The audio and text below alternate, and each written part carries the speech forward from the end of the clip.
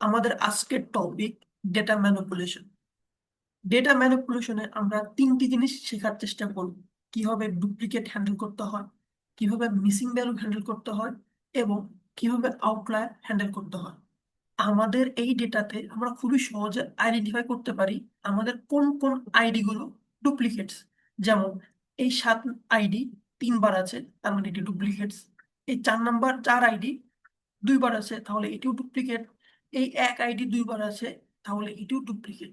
কিন্তু কেমন হতো যদি আমাদের কাছে 2-3 হাজার ডেটা থাকতো? তখন আমরা কিভাবে আইডেন্টিফাই করতাম যে আমাদের কতগুলো ডুপ্লিকেট আছে? ডুপ্লিকেট আইডেন্টিফাই করার জন্য আমরা ডেটা অপশনটি সিলেক্ট করব, এবং ডেটা থেকে এই যে একটি অপশন আছে, আইডেন্টিফাই ডুপ্লিকেট কেস, এই অপশনটিতে ক্লিক করব। আমরা এই অপশনটি ক্লিক করলে আমাদের এরকম একটি উইন্ডো আসবে। সেখানে এই উইন্ডোতে প্রথমেই আমরা দেখতে পাচ্ছি ডিফাইন ম্যাচিং কেসেস বাই। এখানে আমাদের একটি ভেরিয়েবল পাঠাতে হবে, কিন্তু আমরা কোন ভেরিয়েবলটি পাঠাবো?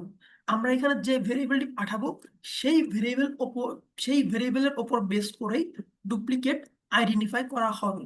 কিন্তু আমাদের সবসময় খেয়াল রাখতে হবে যে মন চাইলেই কোনো ভেরিয়েবল এখানে পাঠিয়ে দেওয়া যাবে না। এখানে এমন একটি ভেরিয়েবল পাঠাতে হবে যেটি হলো একটি কি ভেরিয়েবল। এখন এখানে কি ভেরিয়েবলটা কি?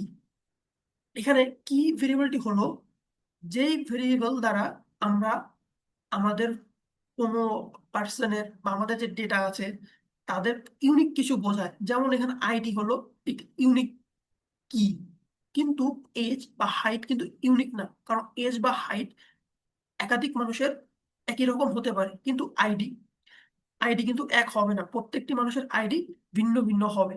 সাপোজ আমরা যখন কোনো সুপার মার্কেট থেকে কোনো প্রোডাক্ট কিনি, আমরা সেখানে দেখবো যে ওরা একটা কিউআর স্ক্যান করে। প্রত্যেকটি প্রোডাক্টের কিউআর কিন্তু ইউনিক। ঠিক একইভাবে এখানে আমাদের আইডি হলো ইউনিক।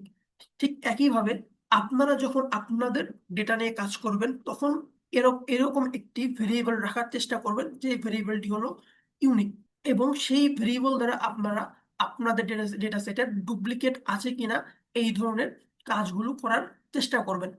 আমাদের এই ডেটা সেটে আমাদের আইডি হলো একটি প্রাইমারি কি অর ইউনিক একটি কি। তাই আমরা এই বক্সে আমাদের আইডি ভেরিয়েবলটিকে পাঠিয়ে দেব।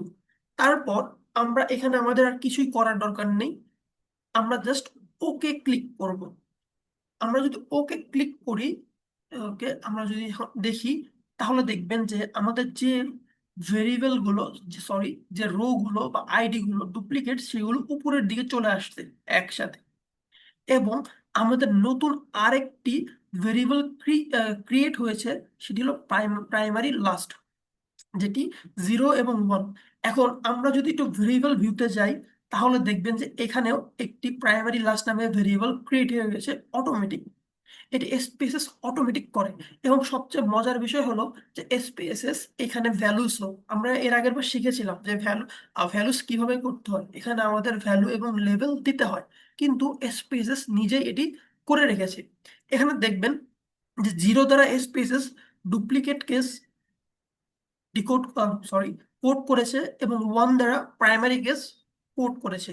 তার মানে এখানে আমাদের বোঝা যাচ্ছে যে যেই যেই রোগুলোতে এই ডেটা ভিউতে 0 আছে এগুলো হলো ডুপ্লিকেট, এবং যেগুলোতে 1 আছে, এই যে 1, সেগুলো হলো অ্যাকচুয়াল। তার মানে কি আমাদের 0 গুলো রিমুভ করতে হবে, এবং এবং যে 1 গুলো আছে সেগুলো আমাদের রাখতে হবে। এখন আরেকটি বিষয় হলো যে আমরা রিমুভ কিভাবে করব। চাইলে আমরা খুব সহজেই এখান থেকে একটা করে সিলেক্ট করে আমরা রিমুভ করে দিতে পারি আমাদের রাইট ক্লিক করে, কিন্তু এভাবে কি একটা একটা করে করা সম্ভব? আমাদের এমন একটি পন্থা অবলম্বন করতে হবে যেখানে আমরা একসাথে সবগুলো ডুপ্লিকেটই রিমুভ করে দিতে পারবো। সেটি করার জন্য আমরা আবার ডেটা অপশনটিতে ক্লিক করব মেনু বার থেকে, এবং একদম নিচের দিকে আমরা দেখবো যে সিলেক্ট কেসেস নামে একটি অপশন আছে। আমরা যদি এটিতে ক্লিক করি, তাহলে আমাদের আরেকটি উইন্ডো চলে এসেছে। এখানে প্রথম অপশনটি দেখবেন যে ইফ কন্ডিশন ইজ স্যাটিসফাইড, আমাদের এই অপশনটিতে ক্লিক করতে হবে। তাহলে আমাদের ইফ পপআপটি চলে আসবে। আমরা যদি এখন ইফে ক্লিক করি, তাহলে এরকম একটি ক্যালকুলেশন বা ক্যালকুলেটরের মতো একটি উইন্ডো চলে আসবে। এইখানে এইখানে আমাদের ডিফাইন করতে হবে যে আমরা 1 রাখবো এবং 0 রাখবো না। সেটা কিভাবে করব? এই যে আমাদের নতুন ভেরিয়েবলটি যেটি ক্রিয়েট হয়েছে, যেখানে 1 আছে এবং 0 আছে, আমরা এই ভেরিয়েবলটি সিলেক্ট করে আমরা এখানে পাঠিয়ে দেব এবং এটা ইকুয়াল টু 1 দিয়ে দিব। 1 দেওয়ার পরে আমরা যদি কন্টিনিউতে ক্লিক করি, তাহলে আমাদের এখানে কন্ডিশনে চলে আসবে যে প্রাইমারি লাস্ট ইকুয়াল টু 1। এখন প্রাইমারি লাস্ট ইকুয়াল টু 1 হলো, কিন্তু এটার মানেটা কি? এটার মানেটা আরো ভালোভাবে ডিফাইন হবে যখন আপনি এই আউটপুট এই অংশটুকু দেখবেন। এখানে দেখবেন যে ফিল্টার আউট আনসিলেক্টেড কেসেস, আর একটি হলো ডিলিট আনসিলেক্টেড কেসেস। এখানে আমরা প্রাইমারি লাস্ট ইকুয়াল টু 1 মানে হলো প্রাইমারি লাস্ট ইকুয়াল টু 1 এই কেসগুলোকে আমরা সিলেক্ট করেছি এবং 1 বাদে বাকি যা ভ্যালু আছে সবগুলো আনসিলেক্টেড। যদি যা যেভাবে আসছে সেভাবে যদি আমি ওকে ক্লিক করি জাস্ট দেখানোর জন্য যে কি হয়, তাহলে দেখবেন যে এই যে আমাদের যেখানে যেখানে 0 আছে সেই ভ্যালুগুলোতে সেই কেসগুলোতে একটা ক্রস চিহ্ন চলে এসেছে।